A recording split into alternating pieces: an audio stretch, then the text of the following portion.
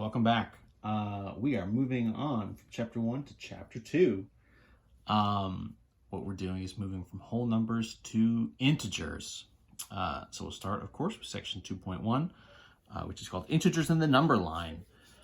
Obviously, the first thing is just to say, what is an integer? Well, so the integers are, as I have written here, the whole numbers plus their negative counterparts.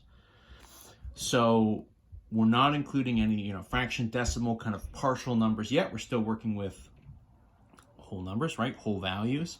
But now we're including, right, what we're going to think of as their sort of opposite values, right? The kind of opposite numbers will be sort of how we think of the negatives. So any positive number, any whole number outside of 0, right, has an opposite number, and that's going to be its negative value. We're going to mark it, right?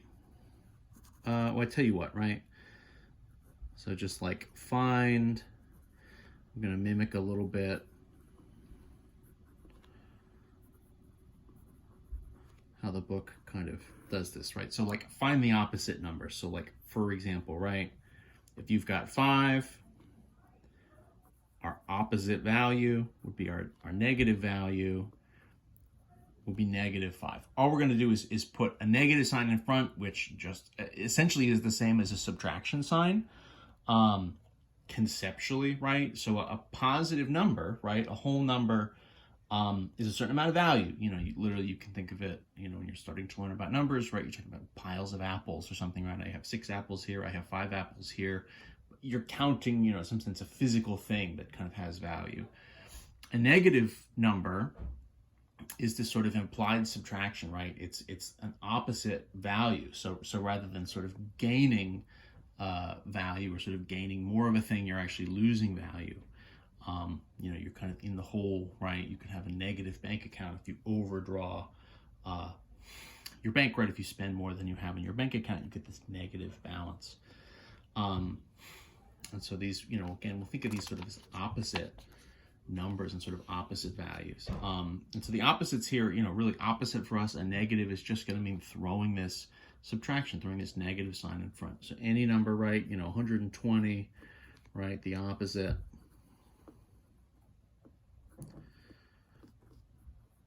is -120. The exception here is 0. 0 is kind of right in the middle, and so 0 has no opposite. It's not really a positive number or a negative number, right? It's sort of a Switzerland number. It's right in between. It's kind of neutral. It doesn't really add or take away value at all, right? This gets us pretty quickly into this idea of a double negative, right? So, in words, right, or in any kind of sense, you have something and then you have its opposite, right? But if you do the opposite of an opposite, right, what happens is you end up back where you started, essentially, right? So for us, a double negative is going to come back to the original value. And so how we would say this, right? So the opposite, and this is I guess kind of maybe more clear if we just think of this in terms of the original values. So I know that the opposite of 5 is -5. Well, then that means the opposite of -5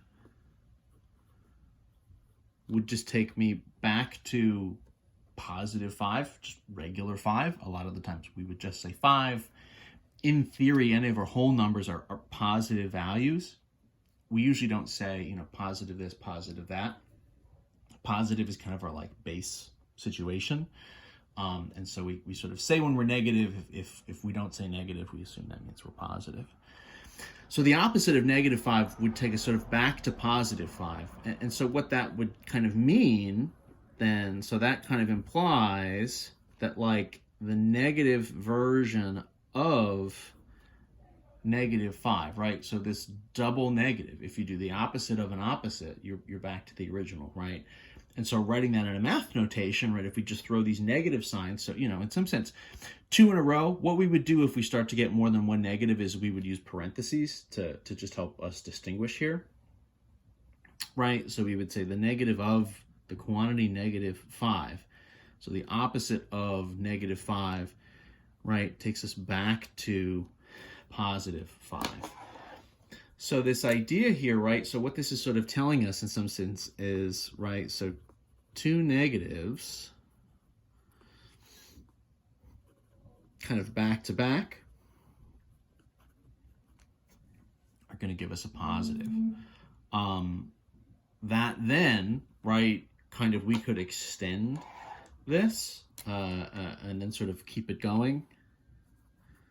So let's say, right, so the negative version of 9, right, is -9. The negative version of -9, so a negative and a negative here, right, a double negative is back to +9. You know, what I can start to do is just stack more and more of these. So what if I did a triple negative, right? Oh, I gotta frame a little bit. Let me shift this up, sorry. So what if I did a triple negative? Well, in theory, right, what's here, my double negative gets me to +9, right? So 2 of those negatives get me a positive, and then a third out in front, you know, 2 condenses to a positive, so then I really end up with just 1. And so my result here is kind of back to a -9. You could keep this going, and you probably are saying to yourself, if I extend this, you know, the kind of short version of this is if you have a bunch of negatives in front of your value, if it's an even number of negatives, right, so 2, 4, 6, 8, they'll pair up, and every 2 of them will give you a positive, and then a bunch of positives are still positive. If you have an odd number of them, what will happen is they'll pair up, but there'll always be one left over, right? So in this case, there's 3 negatives. So the 2 negatives here, kind of working from the inside out. The first 2 give us a +9, but there's 1 left over that makes it negative. You know, if we had 5 or 7 or 9, goodness only knows when you would see 9 negatives just all in a row. But just as a for instance, you know, let's just say, in a general sense, if you did, what would happen is, you know, however many, just going in pairs. So if there's 9 of them, the first 8 would pair up, right? 2, 4, 6, 8 would pair up and give you positives, and you'd have that 9th negative in front that would still be left over without a buddy, right? It wouldn't pair with any other negatives, and so your result here would be a negative. So these double negatives, right, give us positive values. This is going to be really important because what we're building up to here is obviously doing operations with negative numbers, with the integers, right? So we want to work with positives and negatives. And what's going to start to happen is when I subtract a negative, this is going to give me this sort of a double negative situation. So if I subtract a negative number, that's going to end up being essentially like adding a positive. It's this sort of 2 opposites. Get me back to the original. I'm going to pause there. Let's pause there, and we'll keep going in the next video.